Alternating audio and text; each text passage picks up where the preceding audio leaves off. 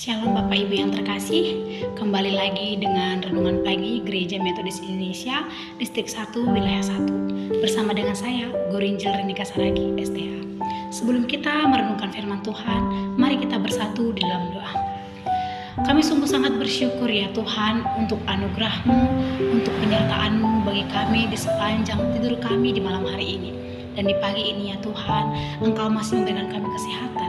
Dan untuk memulai aktivitas kami di satu hari ini, kami rindu mendengarkan firman-Mu. Biarlah ya Tuhan firman-Mu menjadi kekuatan bagi kami untuk melakukan aktivitas kami di sepanjang hari ini. Dalam nama Yesus Kristus kami berdoa dan mengucap syukur. Amin. Adapun firman Tuhan yang menjadi dasar perenungan bagi kita di pagi ini, yaitu tertulis dari kitab Amos pasal yang ke-7 ayat yang pertama sampai ayat yang ke-6. Demikian firman Tuhan, saya akan bacakan bagi kita semua. Penglihatan pertama, belalang. Inilah yang diperlihatkan Tuhan Allah kepadaku. Tampaklah ia membentuk kawanan belalang pada waktu rumput baru mulai tumbuh. Itulah rumput baru sesudah pemotongan rumput bagi raja. Ketika belalang mulai melahap habis tumbuh-tumbuhan di tanah, aku berkata, Tuhan Allah, berikanlah pengampunan. Bagaimana Yakub dapat bertahan? Bukankah ia begitu lemah? Tuhan pun menyesal karena hal itu tidak akan terjadi, firman Tuhan. Penglihatan kedua, api. Inilah yang diperlihatkan Tuhan Allah kepadaku. Tampaklah Tuhan Allah memanggil api untuk menghukum. Api itu memakan habis samudra dalam yang dahsyat dan akan memakan habis tanah ladang. Lalu aku berkata, Tuhan Allah, aku mohon hentikanlah itu. Bagaimana Yakub dapat bertahan? Bukankah ia begitu lemah? Tuhan pun menyesal karena hal itu. Ini pun tidak akan terjadi, firman Tuhan Allah.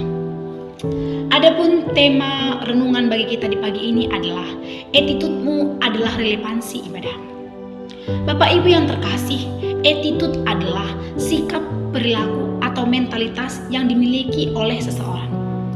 Jadi pada pagi hari ini kita mau diingatkan oleh firman Tuhan bagaimana perilaku, sikap, atau mentalitas kita sebagai bentuk relevansi dari ibadah yang kita lakukan. Dalam kitab Amos ini, dalam konteks spiritualitas, bangsa Israel melakukan keagamaan yang setia kepada Tuhan. Mereka beribadah kepada Allah dan mereka pun mempersembahkan kurban kepada Allah. Namun Bapak Ibu yang terkasih, praktik ibadah tersebut tidak memberikan manfaat bagi mereka. Tidak memberikan manfaat karena apa? Karena kejahatan semakin merajalela. Dalam konteks sosial, bangsa Israel mengalami yang namanya kemakmuran. Tetapi kemakmuran tersebut tidak secara merata. Ternyata orang kaya memperoleh kekayaannya dengan melakukan ketidakadilan dan penindasan bagi orang miskin. Dengan situasi yang demikian, Bapak Ibu yang terkasih, Allah melalui Nabi Amos memperingatkan bangsa Israel melalui penglihatan-penglihatan yang Allah berikan kepada Amos. Adapun penglihatan pertama yaitu belalang yang memakan habis tumbuh-tumbuhan. Penglihatan yang kedua yaitu api yang akan membakar tanah ladang. Allah ingin menghukum bangsa Israel karena perilaku mereka melalui penglihatan-penglihatan Amos. Padahal bangsa Israel selalu beribadah kepada Tuhan, tetapi mereka menginjak-injak orang yang lemah. Oleh karena itu, Tuhan sangat membenci ibadah bangsa Israel pada saat itu. Bapak Ibu yang terkasih, demikian juga kita. Sering kita temui ada banyak orang yang rajin beribadah kepada Tuhan, tetapi mereka melakukan kejahatan. Bahkan tanpa kita sadari, kita pun melakukan hal yang sama. Kita rajin ke gereja, kita rajin persekutuan, kita rajin beribadah, tapi malah kita menjadi batu sandungan bagi sesama kita.